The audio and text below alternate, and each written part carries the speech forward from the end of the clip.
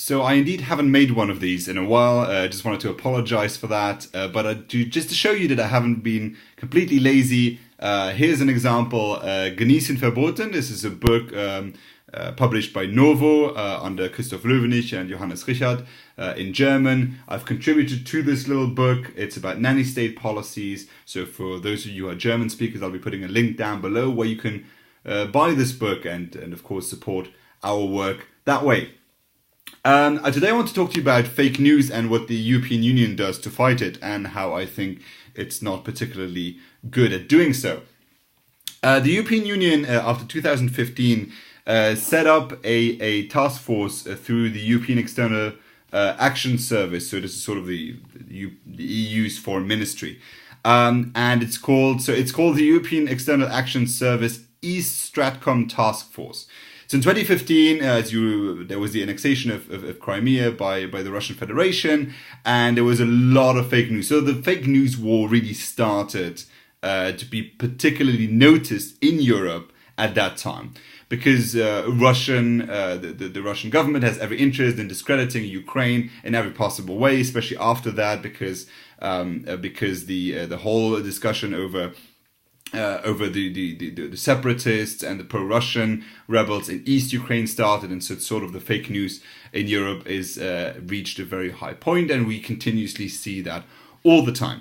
The European Union then set up a website called EU versus Disinfo, so versus disinformation, and on this website it tries to debunk fake news. However, it only focuses on Kremlin-produced or operated fake news stories. And it basically gives you the story and then it debunks and it tells you what the real one is. Classic fact-checking. The difference is that this is not done by a public media broadcaster. This is literally done by bureaucrats. These are people working directly for the European Union. There's no in-between. This is not a semi-governmental entity. This is the European Union itself telling you the real news. And I see three basic problems with this.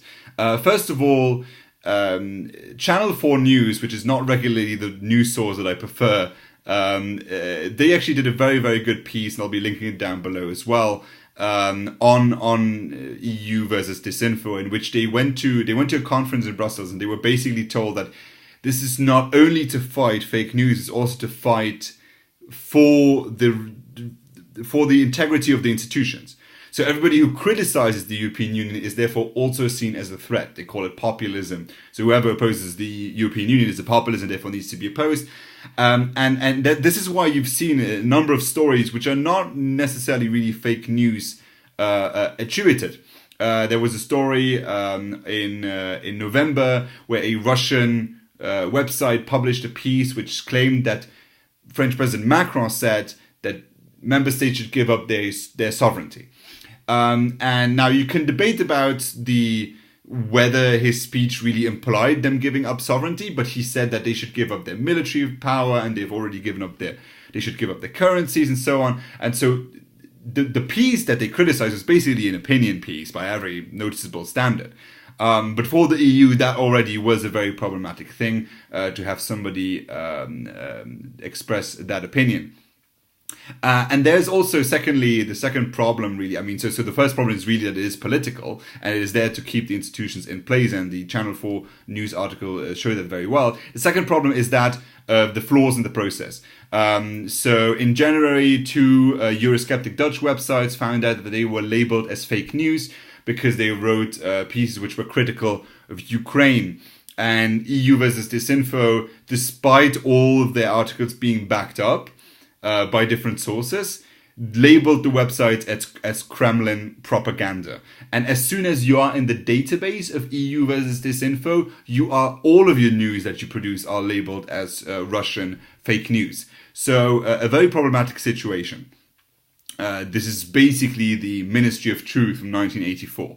And very disconcerting, I find, at least.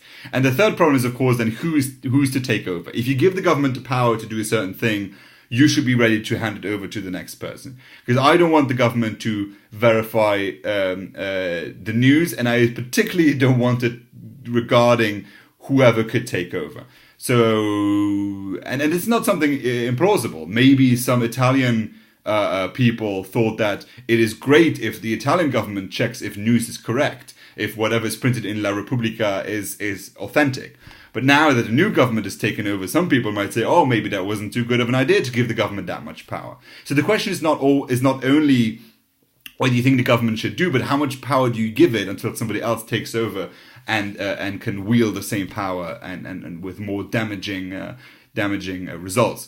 So I don't believe that it's the government's role to check on the authenticity of news. We already have a large number of news sources that do that. We have NGOs that do that. I don't believe it's a good thing that the government does this, especially because it even admits, the EU even admits that it is here and that it is partial and that it is political and that it does want to protect the institutions in themselves, which are, of course, continuously under question. And I think we have a right to question them. And just because we have a different opinion doesn't mean that a large number of bureaucrats should crack down on us and call us fake news just because we diverge from the narrative. So this is my view. Thank you so much for watching, and please do comment down below. Also, do follow me on Twitter at WirtzBill, WIRTZ Bill on Twitter. Thank you so much, and see you next time.